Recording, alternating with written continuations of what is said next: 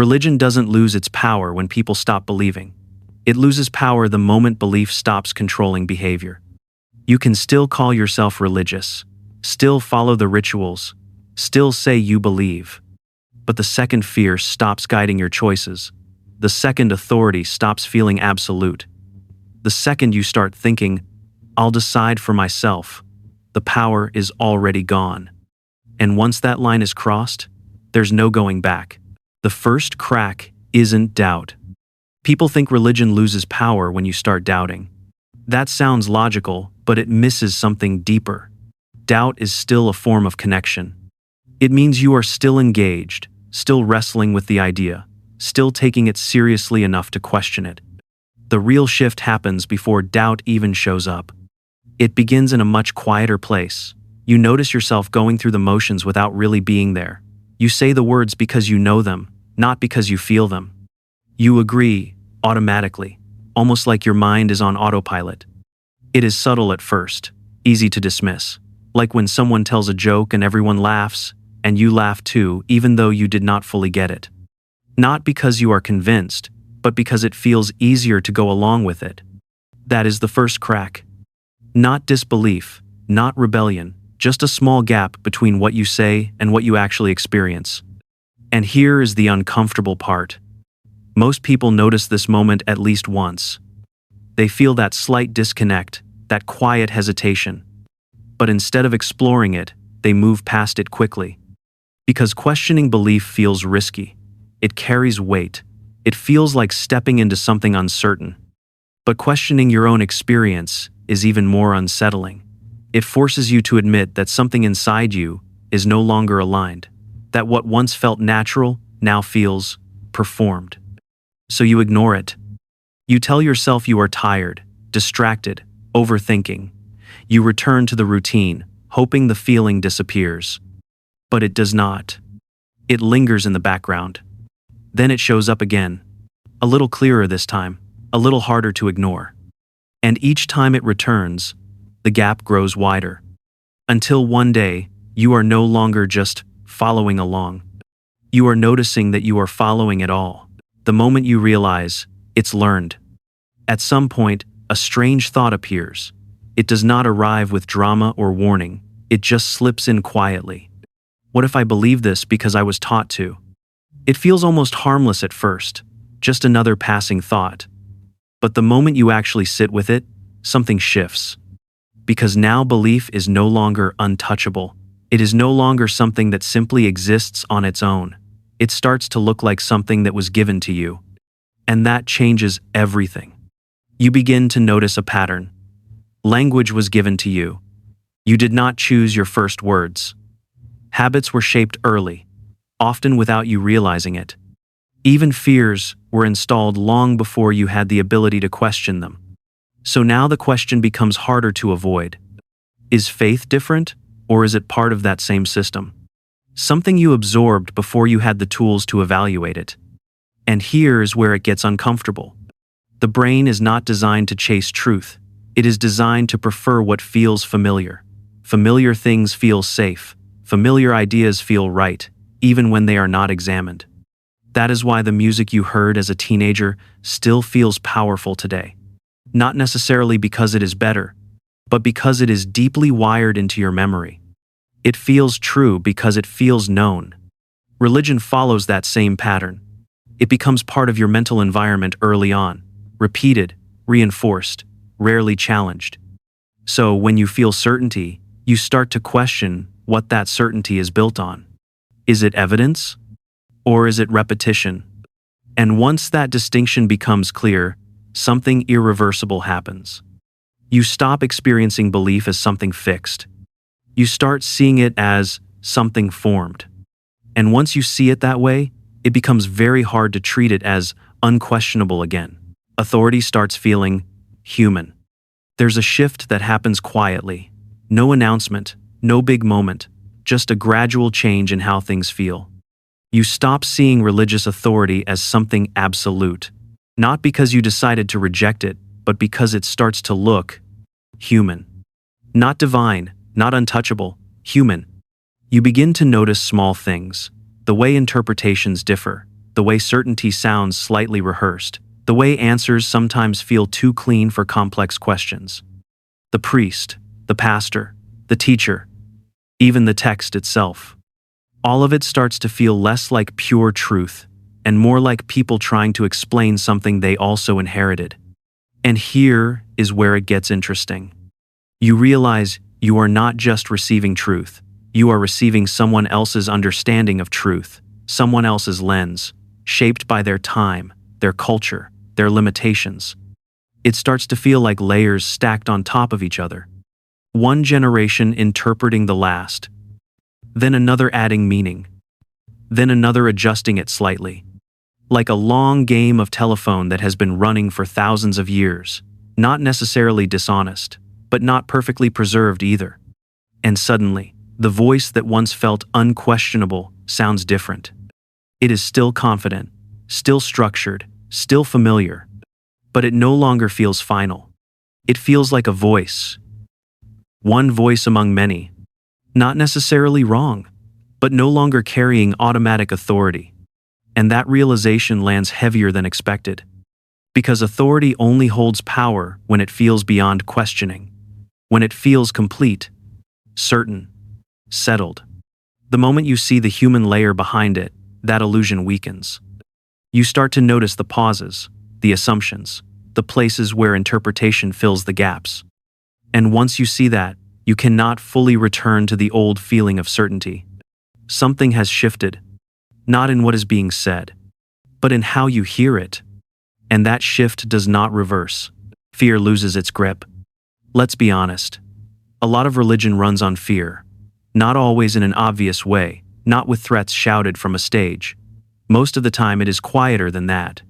It shows up as a question in the back of your mind. What if you are wrong?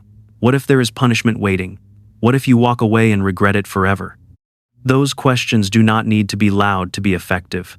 They sit there, repeating, shaping your choices without you even noticing. They keep you careful. They keep you inside the lines. And for a long time, that works. But then something shifts. You stop reacting immediately. Instead of pushing the fear away or obeying it, you sit with it. You let it play out fully, without interrupting it. And when you do that, something surprising happens. It starts to lose its intensity. Not because you suddenly became fearless or rebellious, but because the pattern becomes visible. The same warnings, the same outcomes, the same emotional pressure, repeated again and again. It begins to feel less like truth and more like a script. Predictable, familiar, almost mechanical. Like a smoke alarm that goes off every time you make toast. The first time, it feels urgent. You react fast. Your heart rate jumps. But after the 10th time, you do not panic. You wave it off. You know what it is. That is what happens here. The fear is still there, but it no longer feels convincing. It feels automatic. And once fear stops feeling convincing, it stops guiding your behavior. You pause instead of reacting. You question instead of complying. And that is where the real shift begins. Because control depends on emotional triggers. It depends on quick reactions, not careful thinking. The moment you slow down and examine the fear, that control weakens. And when control weakens, power does not disappear instantly. But it starts to slip, quietly. And once it starts slipping, it is very hard to hold on to it the same way again. Morality detaches from belief. This is where things really start to unravel. Not loudly, not all at once, but in a way that is hard to ignore once you notice it. You begin to see something uncomfortable. People outside your belief system are not worse. In fact, some of them are better in ways that are difficult to explain. They are kinder without being told to be, more honest even when it costs them something, more consistent even when no one is watching. And that creates tension. Because you were told something different. That morality comes from belief. That without it, people drift. That without structure, things fall apart. But reality does not match that story. You see people with no religious framework helping strangers, raising families with integrity, showing restraint, patience, generosity. Not perfectly, but genuinely. And now a question starts forming. If morality comes from religion, Why does it exist so clearly outside of it? That question does not go away. It sits there, growing heavier. Because it challenges ownership. Religion often presents itself as the source of moral direction, the foundation, the guide. But what you are seeing suggests something else. Morality appears in different cultures, in different systems, across different time periods. People who disagree on belief still agree on many basic things. Do not harm unnecessarily. Do not betray trust. Help when you can. That consistency points somewhere deeper. It suggests that empathy is not installed by belief. It is part of being human. Like hunger, like curiosity, like the instinct to protect someone you care about. You start to realize that what religion may do is organize morality, explain it, reinforce it, but it does not create it from nothing. And once that idea takes hold, something shifts inside you. You no longer feel dependent on an external system to define right and wrong in every situation. You start observing more closely, thinking more carefully. You begin to trust your own judgment. Not blindly, not arrogantly, but honestly. And yes, that is uncomfortable. Because now responsibility is yours. There is no simple answer handed to you. No immediate authority to defer to. But there is also something else. A sense of clarity. A sense of ownership. You are not just following a moral code anymore. You are participating in it. And that changes how it feels. Less like obedience, more like understanding. And once morality feels like something you actively engage with, rather than something you passively receive, it becomes very difficult to hand that responsibility back. The ritual feels empty. There's a moment that's hard to admit, even to yourself. You're in the middle of a ritual, something you have done many times before, something that once felt meaningful, and suddenly, it feels like you are acting. The words are familiar. You know exactly when to say them. Your body follows the rhythm automatically, but something is missing. The words do not land the same way. The meaning feels distant, like it belongs to a version of you from years ago. You are there physically, standing, sitting, repeating, but mentally, you drift. You start thinking about small things. Groceries, a conversation from yesterday, that dull ache in your back that was not there before, whether you left the stove on. And then you catch yourself. This used to feel powerful. That thought hits quietly, but it stays. Because you remember when it did feel real, when the words carried weight, when the silence felt full instead of empty, when the entire experience had a kind of presence to it. Now it feels different. Not wrong, not offensive, just hollow. Like repeating lines from a play you once loved, but have now seen too many times. You still know the script, you can still perform it perfectly, but the emotional connection is gone. And here is the uncomfortable truth. Ritual only works when meaning is felt in the moment, not remembered from the past, not forced through effort, felt. That feeling cannot be commanded. It cannot be recreated just by repeating the same actions. It either shows up, or it does not. And when it stops showing up, the structure remains. The routine continues. Everything looks the same from the outside. But inside, something has changed. You are no longer participating in the meaning, you are maintaining the form. And that difference matters more than most people realize. Because ritual is supposed to connect you, to ground you, to reinforce something real. But when it turns into repetition without presence, it does the opposite. It creates distance. And once you feel that distance clearly, it becomes harder to pretend it is not there. The structure stays, but the power quietly slips away, the question that changes everything. You start looking at your life more directly. Not what you say you believe, but how you actually live.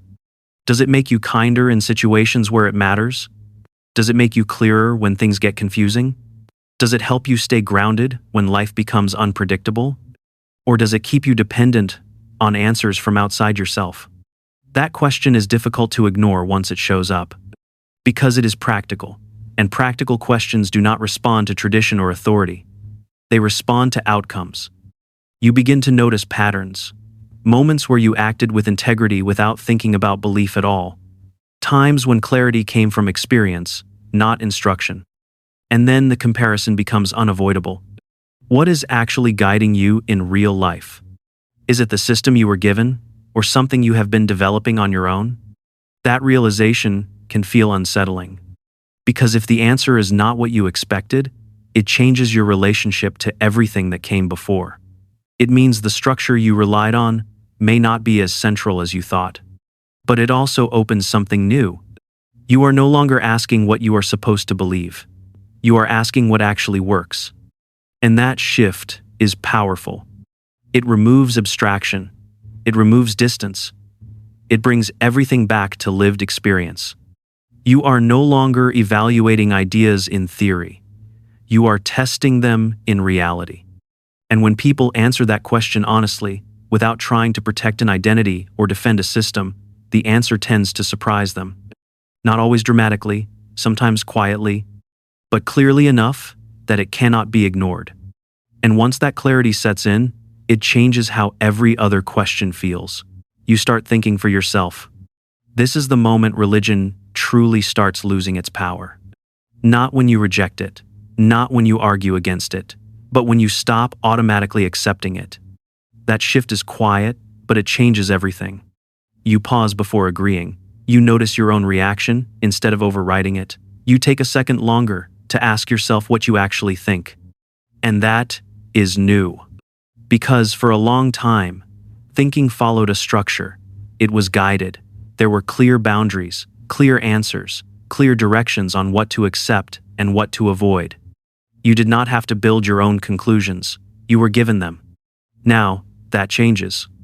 You evaluate instead of absorbing. You question instead of repeating. You decide instead of deferring. It feels slower at first, less certain, even a bit uncomfortable. Because now, there is no immediate script. It is like cooking without a recipe for the first time.